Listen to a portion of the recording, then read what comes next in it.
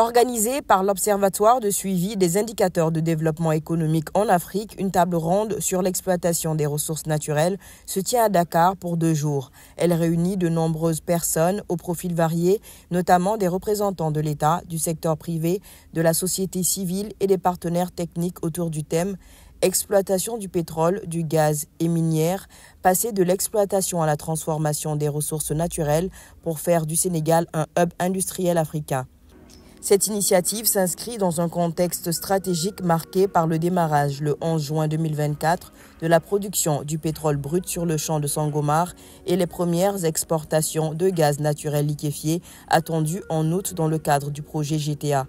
Ces découvertes, ajoutées au potentiel minier du pays, représentent un puissant levier pour impulser la transformation structurelle de l'économie nationale.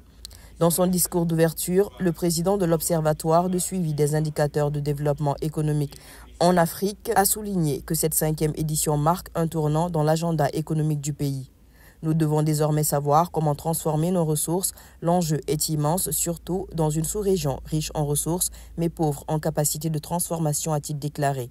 Moundiaye Cissé, directeur exécutif de l'ONG 3D, a quant à lui replacé la rencontre dans le cadre de l'agenda Sénégal 2050, soulignant que cette édition se distingue par une dimension fondamentale, la paix. Sans stabilité durable, a-t-il dit, aucun développement n'est possible.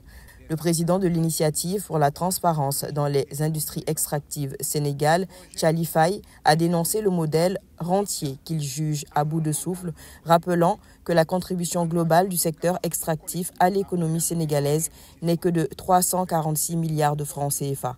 Il a appelé à produire l'électricité à partir du gaz et à dépasser la simple publication de données pour renforcer l'impact de la transparence sur les politiques publiques. Organisée dans un contexte de mise en œuvre de la vision 2050 des nouvelles autorités politiques, cette rencontre entend formuler des recommandations concrètes pour inscrire le Sénégal dans une trajectoire de croissance inclusive et souveraine fondée sur la valorisation durable de ses ressources.